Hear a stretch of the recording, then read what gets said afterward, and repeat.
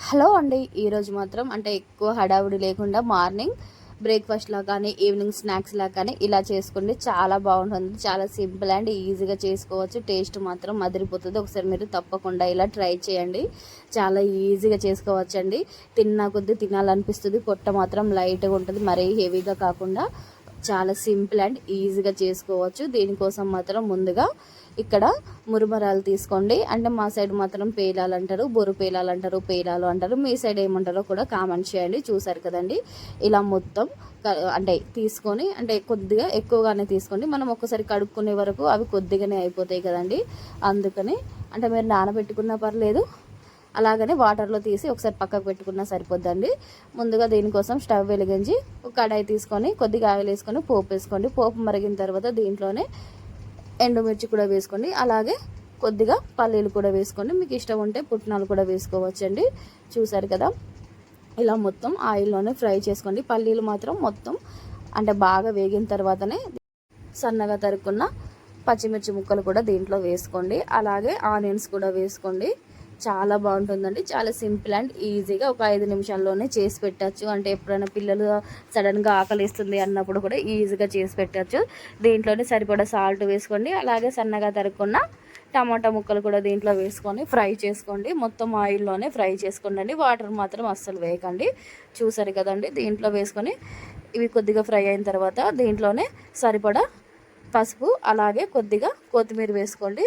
అలాగే మీ దగ్గర కనుక ఉంటే కొద్దిగా కరివేపాకు కూడా దీంట్లో వేసుకొని ఒకసారి మొత్తం కలుపుకోండి. చాలా ఈజీగా చేసుకోవచ్చండి. ఒక 5 నిమిషాల్లోనే ప్రిపేర్ చేసుకోవచ్చు. టేస్ట్ కూడా చాలా బాగుంటుంది. మీకు ఇష్టం ఉంటే కనుక ఇప్పుడు నిమ్మకాయ పిండుకోండి, లేకుంటే మనం తినేటప్పుడు పైన నిమ్మకాయ వేసుకున్నా పర్లేదండి.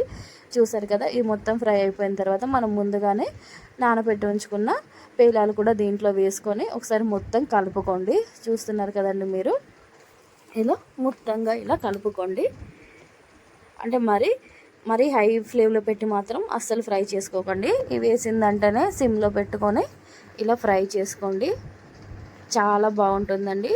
ఒక 2-3 నిమిషాలు ఫ్రై చేసుకొని వేడివేడిగా సర్వ్ చేసుకుంటే చాలా బాగుంటుంది. చూస్తున్నారు కదండి, చాలా సింపుల్ అండ్ ఈజీగా అయిపోద్ది. టేస్ట్ మాత్రం అదిరిపోతుందండి.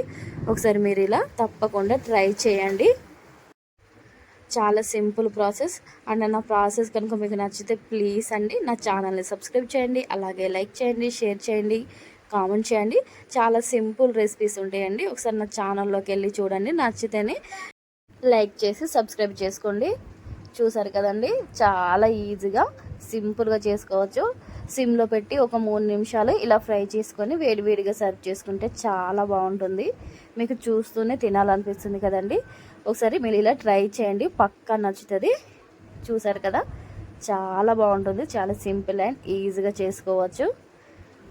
నా ప్రాసెస్ కనుక నచ్చితే ప్లీజ్ అండి నా ఛానల్ని సబ్స్క్రైబ్ చేయండి. అలాగే లైక్ చేయండి, షేర్ చేయండి, కామెంట్ చేయండి. అలాగే పక్కనే ఉన్న బెల్ ఐకాన్ని క్లిక్ చేయండి. Thank you for watching.